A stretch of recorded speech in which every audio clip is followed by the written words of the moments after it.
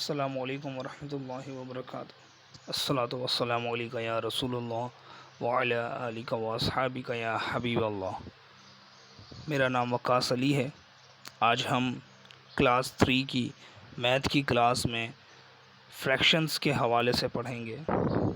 Last class में आपने fraction क्या होता है, कितनी टाइप्स होती हैं, किस तरीके से रिप्रेजेंट किया जाता है, प्रॉपर इम्प्रॉपर फ्रैक्शन में क्या फ़र्क है, उसको फ़्लो चार्ट के ज़रिए भी समझा होगा। आज हम जो पढ़ने जा रहे हैं वो फ्रैक्शन के ऑपरेशंस के ऊपर बात है। ऑपरेशन आपको पता है कौन कौन से होते हैं। जर्नल ऑपरेशन, जिन्हें अर्थमेटिक ऑपरेशन भी कहा जाता है, addition, subtraction, multiplication and division. आज हम सिर्फ एडिशन और सब्ट्रैक्शन के हवाले से बात करेंगे।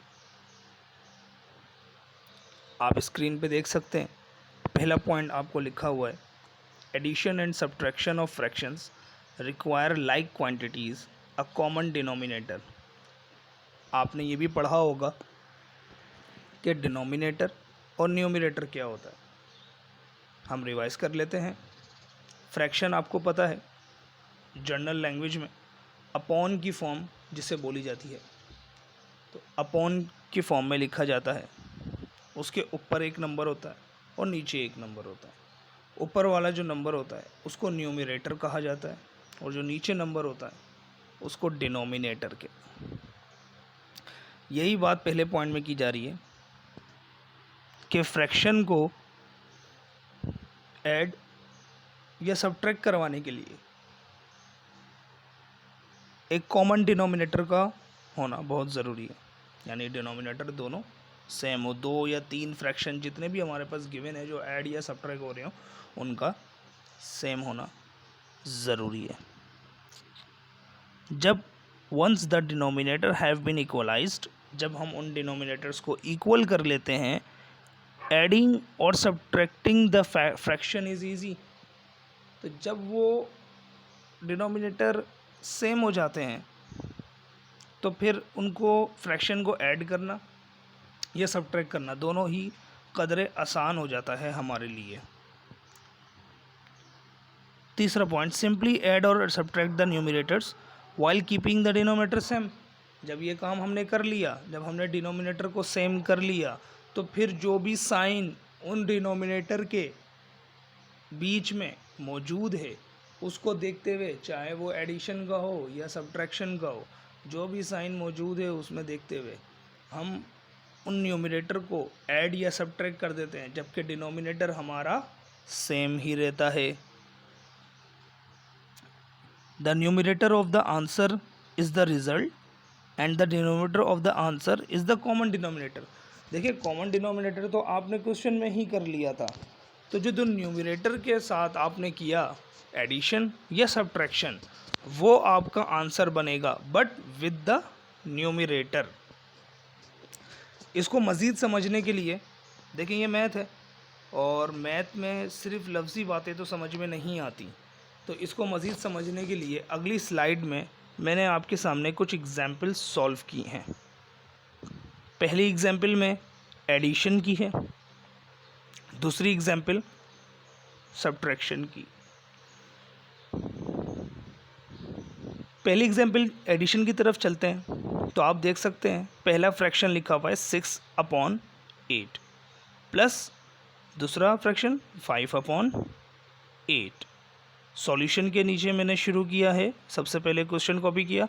मैथ का रूल है कि जब भी सवाल सॉल्व होना शुरू होगा, सॉल्यूशन में सबसे पहले सवाल उतारा जाएगा।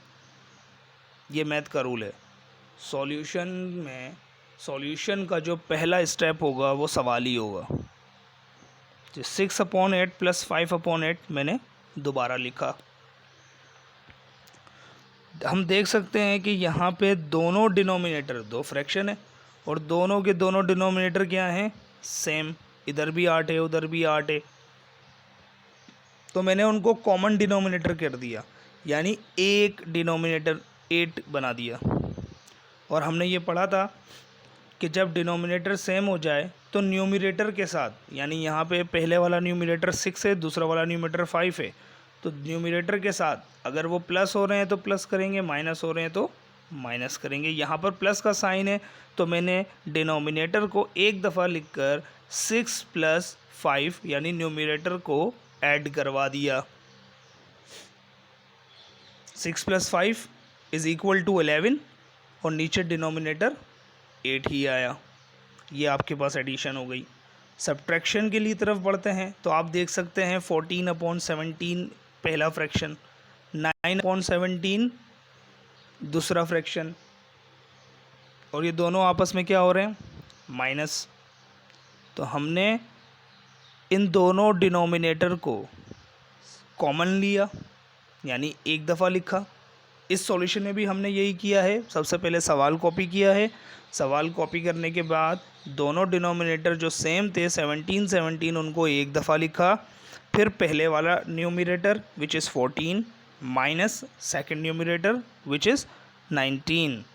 आप देख सकते हैं क्योंकि यहाँ पर सब्ट्रैक्ट हो रहे थे ये दोनों फ्रैक्शन, इसीलिए हमने बीच में माइनस का साइन लगाया है क्योंकि सवाल में ही माइनस मौजूद है।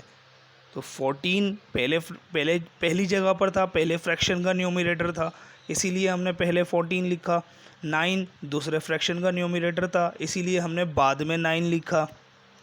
14 - 9 कितना होता है, 5, और डिनोमिनेटर जो कि सेम आ रहा है पीछे से वो सेम ही रहा, 5/17। ये दो एग्जाम्पल मैंने आपके सामने पेश किए, एक एडिशन की और एक सब्ट्रैक्शन की। बहुत ही आसान है, बहुत ही सिंपल है।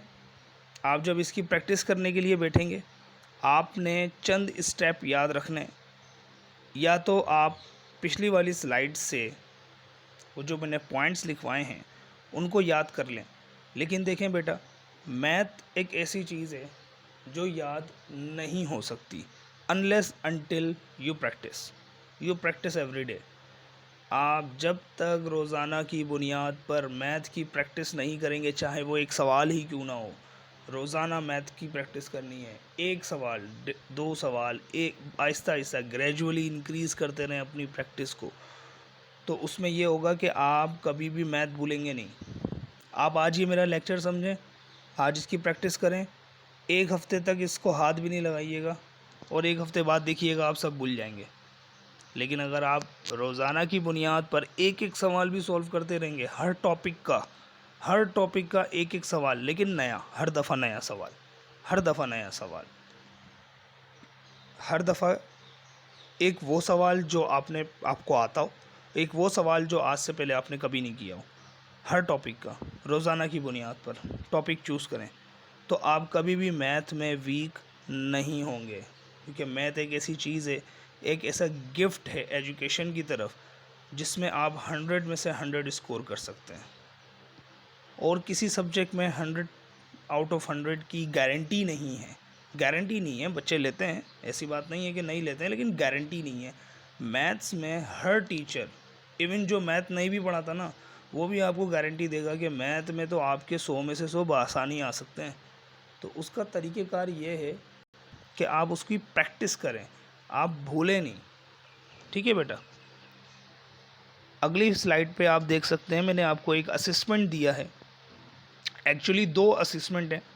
पहला असेसमेंट ये है कि वो पहला जो रॉ आपको दिख रही है जिसमें बॉक्सेस हैं, उसमें मैंने डिफरेंट फ्रैक्शंस दिए हैं और उनको ऐड करवाना है। जिसमें से आप पहले नंबर पे देखो तो ये तो हमने पीछे कर लिया, यानी इसका पहला जो है वो तो हम सॉल्व कर चुके हैं।